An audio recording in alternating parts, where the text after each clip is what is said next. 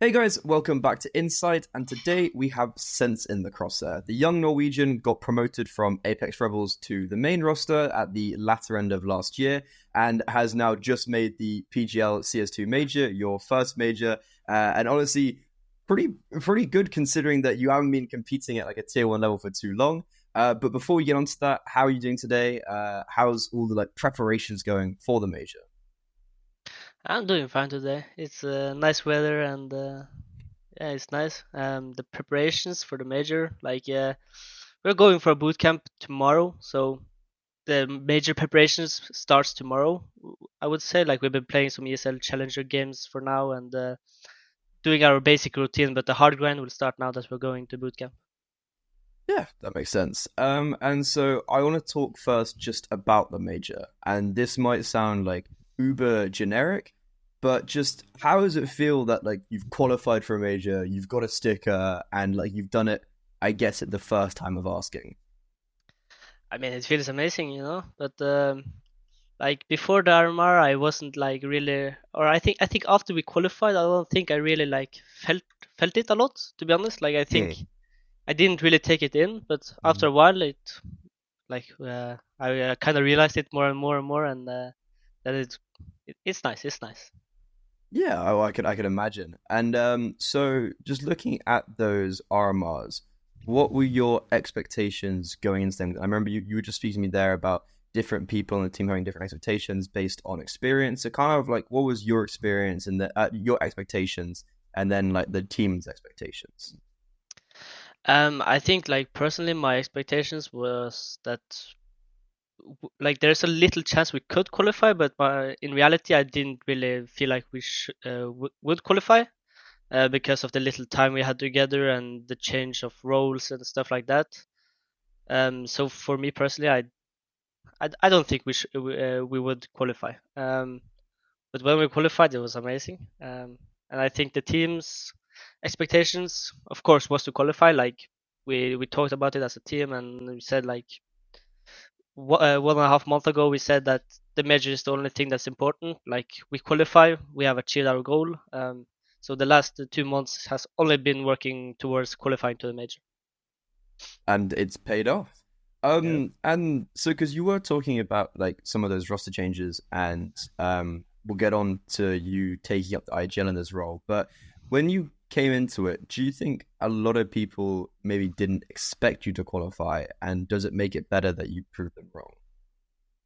Yeah, for sure. I think that me taking over the in-game leader made some concerns from certain people. I, of course, it like if you ask me 2 months, 1.5 months ago, 2 months ago, if we would qualify for the major with me as the in-game leader, I would probably say like, nah, ain't no way. That's too low time for me to call and be comfortable. But well, I mean, we did it, and yeah, our organization had our as a goal to qualify, and we made it, so it feels really good. Yeah, and so speaking about you IGLing, just talk to me about what's been going on this year with like Stiko returning, you taking up the IGL. Why were you placed on the IGL, and like how is it all just being? Yeah, like how's it been going with the team? Well, kyxsan got bought from Apex to Heroic, Yeah. so that of course then we need to do some changes because then we're only 4 people in the team, and well, I think the organizations was looking at their options, what options they had and what they could do with the roster, but it ended up with me calling and then Stiko coming back into the team. The reason why that happened, I'm not sure, but that's at least the decision that was made. And I mean, I was calling in the academy team, and I would say in the academy team towards the end we were doing a pretty good job. So I guess it was just naturally that I would take over the in-game leader, and then we have Stiko on the bench, so it was easy to just take him back in, and everyone knows Stiko. Like even I do from the academy team. Like I used to Mm. meet him in the offices and talk to him, and he used to help me. So it was just easy because we knew that the chemistry would be there with Stiko from the start. Yeah, and in that roster now, do you have any Is there anyone you can point towards that's maybe like a secondary caller? Um, I think that it depends. Like I wouldn't say secondary color because in our team we have a lot of people taking initiatives. Like we Yeah. need to do it because that's the way, at least I wish in the game. Like people need to tell their opinions and be able to help me when they see stuff that I don't see. But if I would name a secondary color, I would probably say Jacob because he's such a like aggressive player and like he's more calling the openers, like how he wants to open the round and the moves he wants to do, and so I would probably call him the secondary color. Yeah, I guess when you just have that much experience in a roster, everyone's kind of chiming in eventually. And I know they are some vocal players. But so you came into this year, you had Katowice as the first event that you were IGLing. Did you, and you guys didn't do awfully, didn't do like amazing. You had the issue like, rough against Spirit, I guess. But was that a good event to have maybe before an event like the RMRs to warm back into IGLing and also IGL at like S tier event?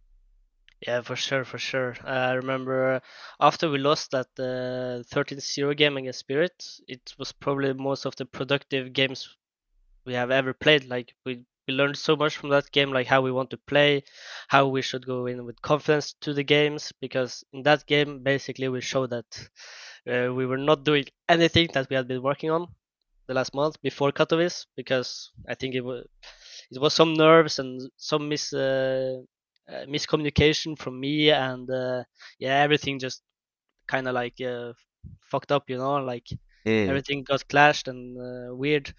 So, I mean, Katowice, after that game, we talked and we learned so much. We talked about how we are as a team. Like, when we go on the server, we are aggressive. We play our game. We don't play scared.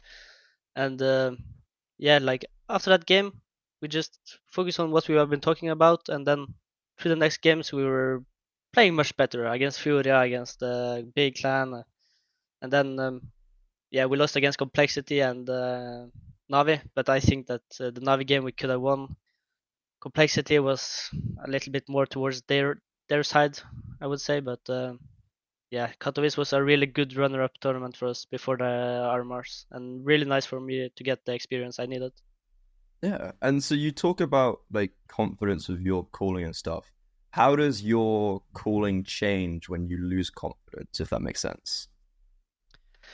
Um, I'm not really sure, to be honest, because I think that I would still call the same kind of way, but it's just the way you're saying it. Like if you're Yeah. confident in your calling, you will call it more confidently, and then people will be more confident in you. So it depends, like how you say it, I would say.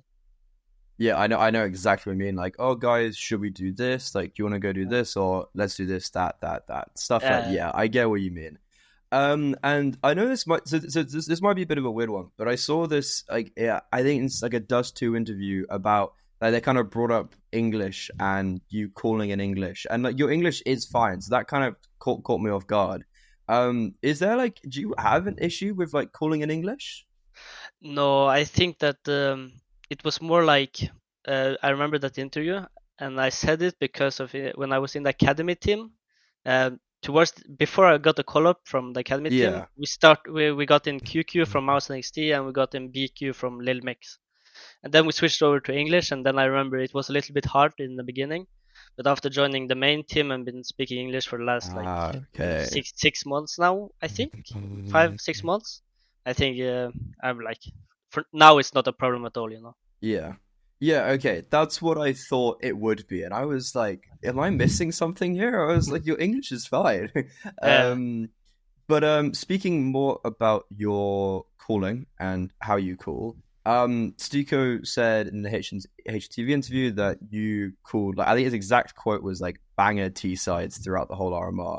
Kind of like what is your T side philosophy and how does that work? I think it's my philosophy is a little bit of a mix. I think that you need to have like some kind of set rounds that you can change in sometimes. Yeah. Like, but I also believe a lot in the freestyle. Like you play with a lot of freedom. Like if Martin wants to do this, he's allowed to do it. Like as long as the other people know how to react on it, that we're not just running 5 chickens. But there's always a meaning with the things we're doing on the server. But there is a lot of freedom. So so when you have a lot of freedom, you need to have a lot of initiatives, right? You need people to talk up. You need people to take their own decisions, and I think I have a pretty good group for doing that. Yeah, I guess so. Like when you were calling in Apeks Rebels, was there a bit of an issue maybe with like when your IGL style is revolved around people taking initiative, when they are just a little bit less experienced, that's when it falls through. Yeah, for sure. Like my calling from the Rebels team and the main team is different because in the academy team I would probably it's a little bit cocky, but I would probably set myself up a little bit more than I would set up Okay, yeah. other people. But now, and I can be honest, and I think that was because of that in the academy team. I wouldn't say we had a lot of firepower. Mm. So but now in the main team, we have a lot of firepower, and I look at people as almost, or I look at people as stronger individuals than me. So in the main team, I'm more of like a support and setting up other people and helping them shine, instead of being a little bit more egoistical. Okay, that makes a lot of sense. And like to be honest, that kind of explains like stats in a sense as well. Like if you are playing in a pack now again and not the anchor lurk you were before in the start of Apex, then I guess that kind of makes sense and I can understand why you play like that. So for now calling you've been for like 3 months in the main team. What are your some of your immediate differences in the team and maybe also just like the scene IGLing between Apeks Rebels and now with Apex at tier 1? Can you repeat that question? I didn't. Oh, sorry, yeah. So what have been the main differences between IGLing in Rebels and now at tier 1? I would. I mean, the difference, like, there's a lot more pressure now. Like, you need to win games. In the academy team, it's more like if you lose, it's like, yeah, we just need to learn and it's whatever go next. Yeah. But now it's like if you lose, it's very bad, against teams you should beat. And I would probably say like the difference is also that I have more experienced player, like we talked about. Like people are more ready for things that maybe the people in the academy team was not. Uh, and yeah, I mean, in general, it's just higher skill level. Like people are shooting harder, thinking faster, reacting faster, and the stuff like that. So it's a lot of difference. Yeah, that makes sense. And so kind of still focusing a little bit on the major. Um, break down for me how you approach these types of tournaments when you have best of ones and you like it's very quick and you have to adapt really fast. I would say that towards the RMR, I think that the 3 first games I had a pretty good like mental state, or I was in a pretty good mental state for the games. The last game against Ecstatic, I think that maybe the emotions got a little bit over the top. Like the pressure got to me, the feelings, like because you know that this is a team you should beat. It's a Yeah. team if you beat them, you qualify for the first major and stuff like that. So it was a lot of pressure and a lot of emotions. I don't think I was the only one affected by it, but yeah. But the other games, it was pretty easy because it felt like I guess OG we knew that Ancient is our strongest map, so we were really confident going to that game. I guess Cloud9 you kind of have that underdog mentality where you're like Cloud9 should beat you, but Yeah.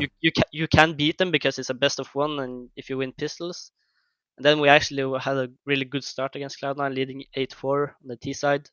And then we lost it, and then it got a little bit more like it hurt a little bit more when you lose it because you have that lead. But it was like, but losing to Cloud9 actually benefited us because they went 3-0, and then we got a good seed because of that. And against Oh, Monte, yeah, the Buku yeah, whatever there is. Yeah. yeah. And then against Monte, we knew that Sonda Young was sick, and we just went in there with confidence and did not let them breathe anything. And just pushed them down. And yeah, we had a good game plan against them and we beat them. So it was nice. Yeah, you got it. You to be fair, you did have a pretty good draw, and I think like even a Monty, like they got, it was like they had the issues with Gizby playing or SDY for instance. But Yeah. again, kind of maybe generic question, but what was your like instant feeling when after you beat Ecstatic? Because it was like a super close best of three, a super close last map where I remember like you won a 2 versus 3 retake. What was those kind of like instant feelings? I think it was a little bit like, did we just do that? Like that kind of feeling, you know? Yeah, Like, did we yeah. just qualify? Like, it was kind of weird because it wasn't before I got back to the hotel and when we were eating dinner with the team that I was like, oh, we actually qualified for major. Like right after the game, it was like winning all the other games. You know, Yeah. it's hype and it's nice and stuff like that. But the thing about qualifying to the major didn't settle in before we went to the Mm. hotel. You know. Yeah, like it is, it's a lot to process because it is kind of like the thing you aim for, and then you qualify in like 3 days, and you're like, oh, Yeah. I'm here now. Um, yeah, it's a bit, it is weird being in RMRs and stuff, but so because you also made it with mithR, is that how you pronounce it? mithR, Yeah. mithR. mithR, and like you guys have been together for a while, right? Through Apeks and stuff like that. Like how is it kind of coming from Rebels to now Major with him? I mean, it's nice. Like we have a long history together from the academy team. So it's really nice. Like it's not like winning the Norwegian championship with the academy team as qualifying to the major with him. You know, so it was really emotional for him when we qualified. I could see that, Mm. but for me, it's really cool to be able to achieve it with him because he's been there all along. You know, he's been with the whole ride. It's nice. Yeah. You're telling me the Norwegian championship isn't as important? God, I really? Um, but like, because for you, it feels like life has moved quite fast in the last, like, as you were saying, 6 months. Is like you get the call up after being in the Rebels roster for quite a while. And it's like first game, instant S-tier tournament, Katowice, and now the RMRs. You've achieved a lot in a very short amount of time. Does that just feel like a little bit? Does that kind of add to the like, like the almost craziness? Yeah, for sure. Like I remember when we had when I first got called up and we were playing with kyxsan, we got to the final in Elisa and the final in Atlanta before we went on the Christmas vacation.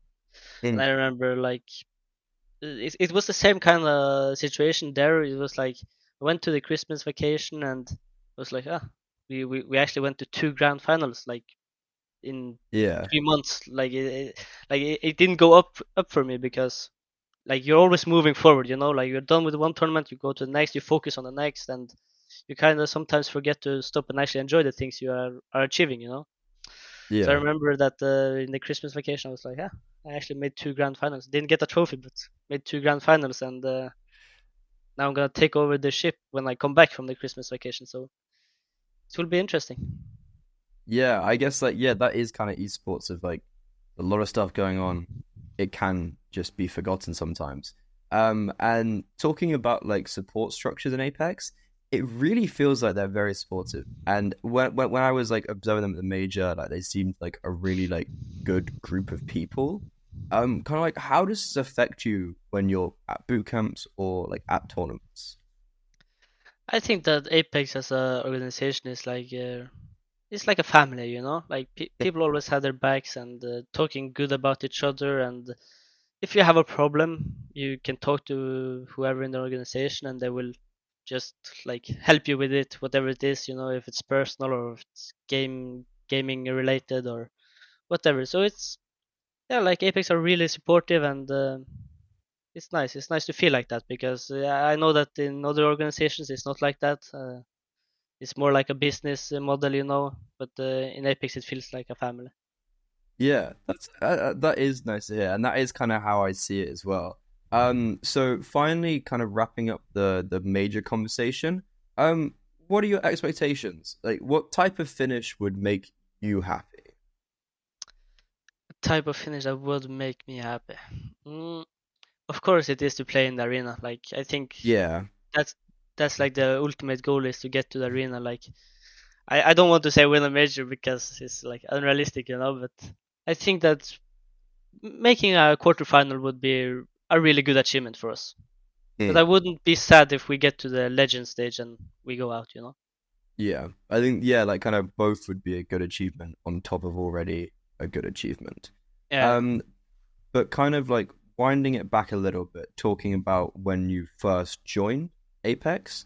Um, so talk to me about how that all came about, going just from the Rebels roster to Apeks.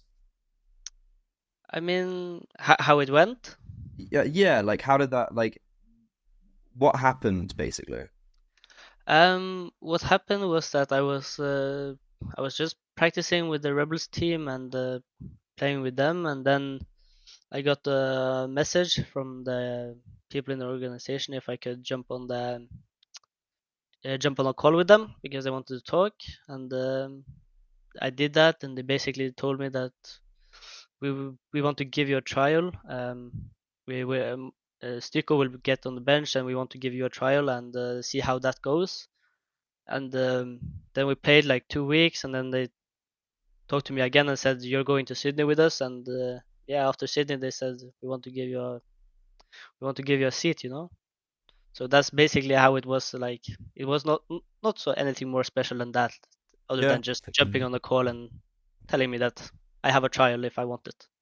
Yeah, that makes sense. And so when you say like they said to you you have a seat, did you have any idea how long that would be for? Was that maybe like an extended thing, or was it short term at that time? When I got the seat, I got a new contract. Yeah, I think it's public. I'm not sure how long it is, but I'm not sure if it's public, so I won't comment on it. But but like long. yeah, it's uh, Yeah, it's more okay, it's more okay, than a year. So okay, yeah. yeah, That is yeah, because it was like I could imagine it be really weird, like standing in and just being like I don't know what's happening. Like I'm here. Like uh, there's no yeah. But speaking about Sydney, how was that experience? Like it was your first S tier event, first CS2 LAN, but also like you changed positions, didn't you? You went yeah. to like anchor lurk. So like, what was like all that like crazy trip for you? I guess. I mean, Sydney is probably the best memories I have from my CS career so far. Maybe now it's the qualifier for the RMR, but Yeah, before yeah, RMR it was Sydney. I mean, going to Sydney was really special because it's the first time you like travel to a different country with the like for a professional event, and like seeing all the other players, like the good players you have been idolizing since you were a kid is special. And then when the tournament started, I remember we had Navin our opener, and I was kind of nervous the first 5 rounds, or really nervous the first 5 rounds, and then I kind of got in the groove, and like you start feeling the game a little bit more, you get more focused and concentrated, and then well, I mean, I had a really good event down there in Sydney, and yeah, we went out first, but for me individually it was really important because it showed me that I could actually play up against these teams individually, even though it has been going a little bit downhill afterwards. But it showed that I actually have the firepower uh, that I need to yeah. compete against these guys. So yeah, so like kind of talking about that individual stuff. How did you adapt to playing those different roles before, like going from IGL then to anchor lurk? Oof, I think because the thing was that when I was trialing with the main team, like before Sydney, I was playing CS:GO. We were playing CS:GO, and I think that when I was playing CS:GO and those kind of roles, it was kind of easy to be honest. Like I didn't feel like there was too much of a difference. But when then CS2 came out and you couldn't stand still and hold angles and stuff like this, it was like the anchor roles was really hard because Mm. like the way the game changes is that you can't stand still anymore. And the peaker advantage was insane in the beginning. So playing those kind of roles was really really hard. So I think that when CS2 came out, it become very much more difficult than it was in CS:GO. And then towards the end, because like obviously you're not Anka anymore, but like I guess when you played those two finals, had you eased into the role a little bit more? Yeah, for sure. I think that towards the end, I got much more comfortable, and it was going better, and I felt better in those kind of roles. But yeah, I mean, we didn't get to play them a lot more, because Yeah. the changes, So Yeah. And kind of like those changes is like, is it a bit weird just going back and forth between roles and like focusing on one thing and going to one and then going to another? And it's like, how's that like kind of been with like changing all the roles so much? yeah, really weird, like because you are an in-game leader, then you become an anchor lurker, you get used to that, then you go back to in-game leading, and then it feels like in-game leading is weird again, because you're Mm. getting so used to changing. So it's a weird feeling. I don't think like I hope I don't need to do that anymore. Like I hope that the roles are set and I don't need to change a lot because it's real. It fucks up with your the way you are thinking because you kind of need to change the way you're thinking when you're changing the roles. Yeah, no, I can completely understand.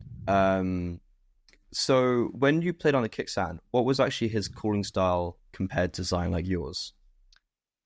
I think he was calling a bit more like he was micromanaging a lot Okay. more than I am doing.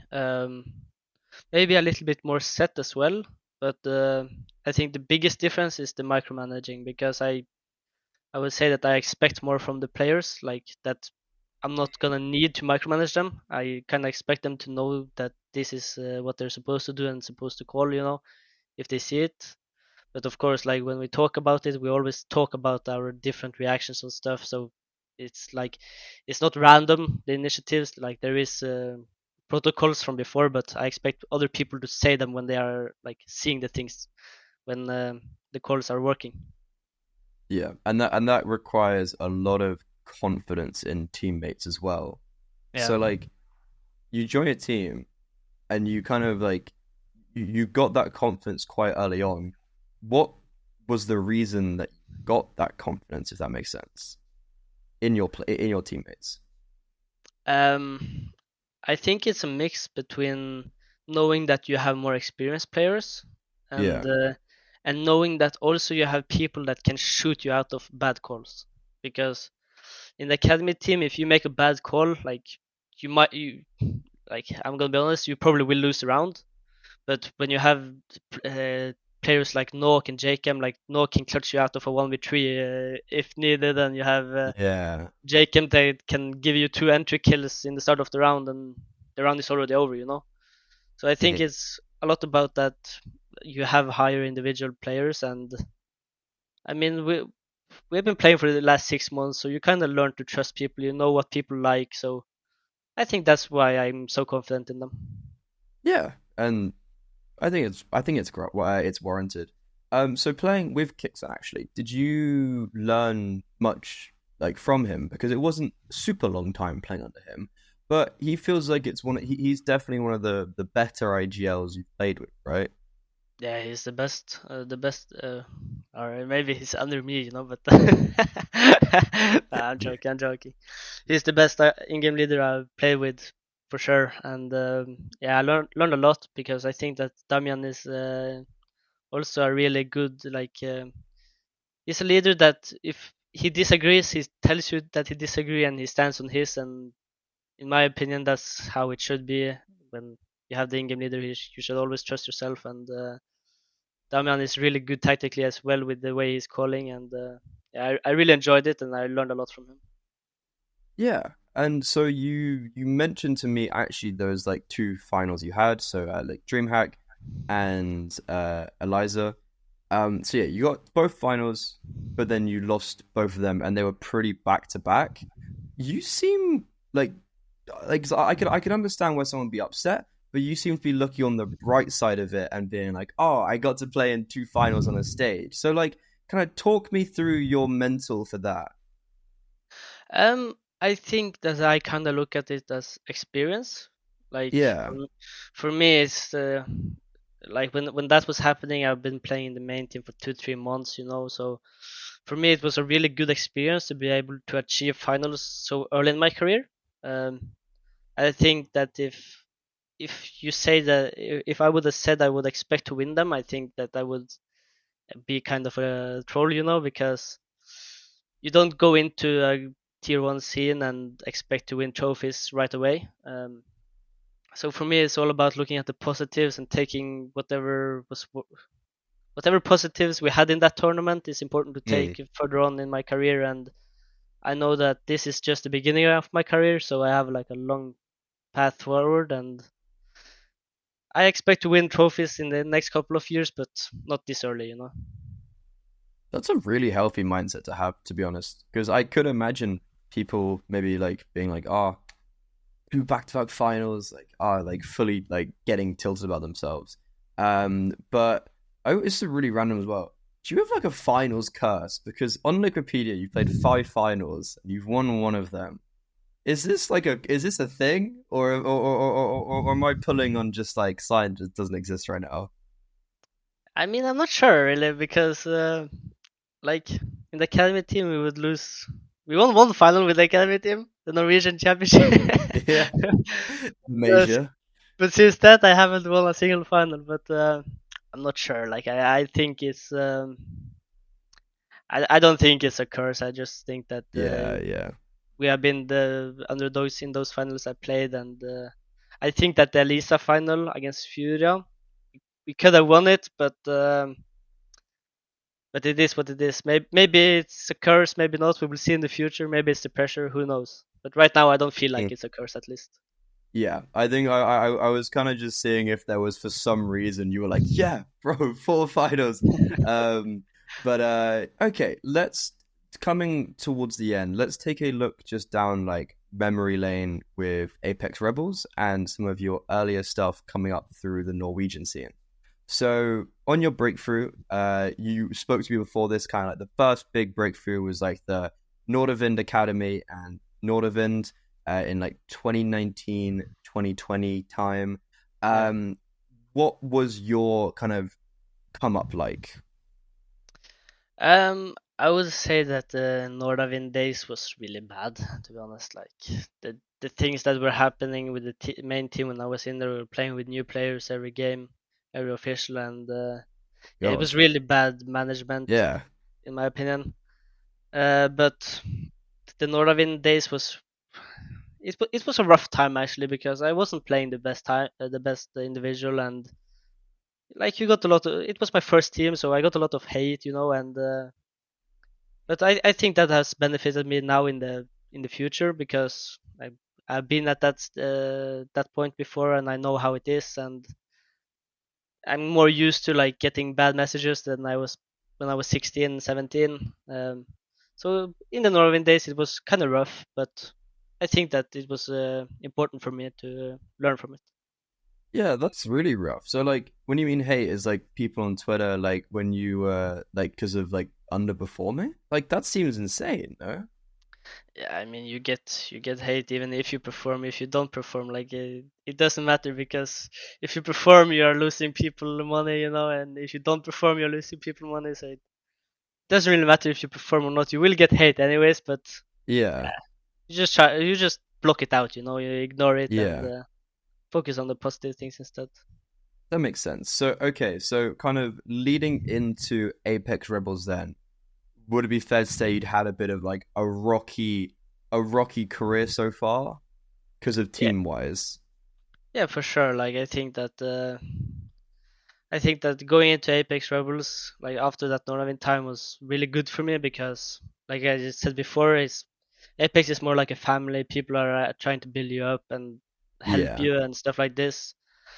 So Apex was a really good place for me to go at that age. And I mean, when I got to Apex, we just started practicing and building each other up. And the first team in Rebels was really good in my opinion. Like we had that Philadelphia tournament where we come second, and yeah, after that, unfortunately, we lost 2 players and the team fall apart. But I really enjoyed playing that team, and it's one of the best learning curve I had in a team ever was in that academy team.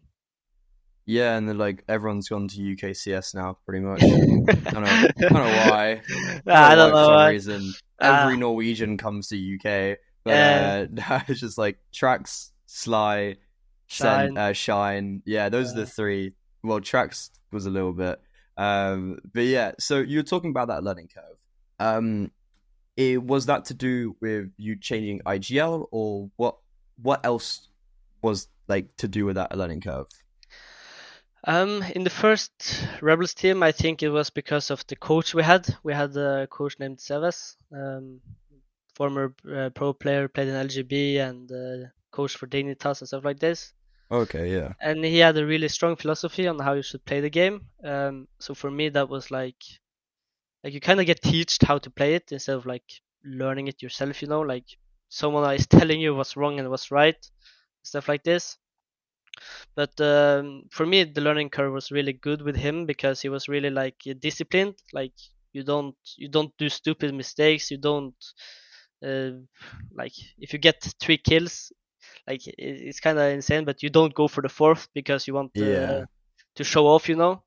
But yeah, for me, the learning curve there was really good. And then when mithR came in, I think that mithR had a more like loose style of coaching. Like he would like trying to make you learn the way you wanted to play. Like he would be like questioning you, like how Yeah, I get what he you wouldn't mean. say this is right, this is wrong, blah blah blah.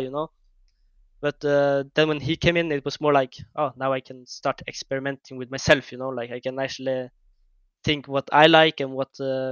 Okay, now this sounds really weird, but but No, I know exactly what you mean though. Like I do know uh, exactly what you mean. so I can start like experimenting myself and yeah, figure out the game, the way I like it. Yeah. Yeah, no, that actually does make complete sense because like your first coach, like he probably wasn't bad, but it's Yeah, the way he was the IGL or the coach. Like yeah, you start doing things and you play the game well, but you don't know why and kind of won't get any like higher because you won't know why yeah, anything's for sure, happening. for sure, for sure. Um, but then so kind of like I remember you spoke to me about this in Apex. You had stopped, but kind of pre Apex and all that stuff with school, like how was because you're younger than me, which is crazy. But like how was like kind of mixing school with like competitive CS, and I know you took the choice to stop. So like what was how did you manage all of like these things?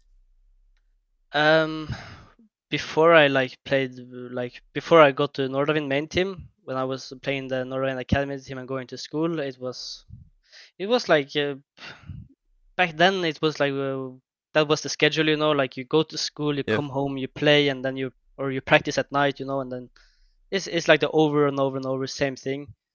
But when I got to the Rebels team and I went back to school, it was kind of different because Rebels likes to like flew like get people to come Fly? to Oslo. Yeah, Yeah, fly over, yeah. yeah, fly people over to Oslo and get to the office and boot camp and stuff like this. And the Norwegian school system is not really happy about that. They are not really cooperating, at least Okay. for me. And like I remember, I went to one boot camp while I was at school, and they said I can't have any more like days off, to fly there, like this semester, this year. So yeah, it was kind of an easy choice for me to then drop out because like the Norwegian school system they don't want to help you, like maybe they're trying a little bit, but it's not enough. Jesus, that's pretty shit. I can't, that's annoying. But I mean, like, I guess like everything happens for a reason. Yeah. And so like, did you have people around you at the time, like family and stuff, were supportive? Because that is quite a big life decision to be making, like quite young.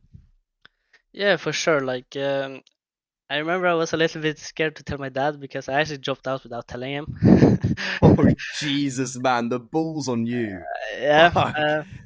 I talked to my mom. I remember it was after the first boot camp I talked about this when I flew down to Oslo, and then I came back and they said I couldn't go to Oslo anymore this year.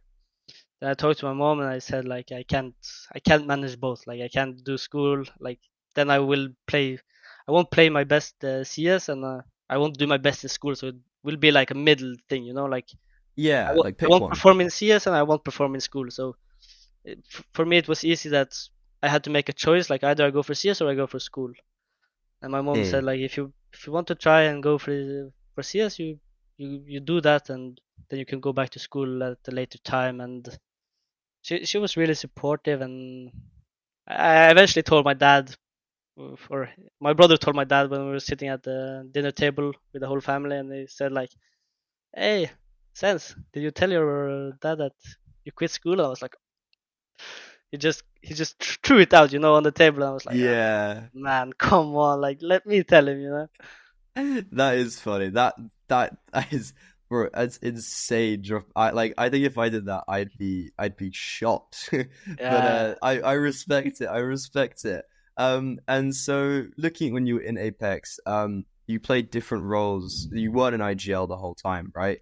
How like so? What were you before in IGL? Before in IGL, I actually had the same roles in the Rebels team. Before I became the IGL, I was playing Lurk and the Anchor. Uh, Okay. or no, I wasn't an anchor on the city side. I was more like a runner, like playing these rotation roles. And then we had the in-game leader Yeah. actually playing the anchor roles back then. So I Okay. was more of a lurker and then a runner on the city side. And then when we lost after that Philadelphia tournament, when we lost the tracks and Sly for 777, then I became the in-game leader, and since then I has just been the in-game leader. And Yeah. I really enjoyed calling. I really enjoyed being the leader, and it's something I want to keep doing. Yeah.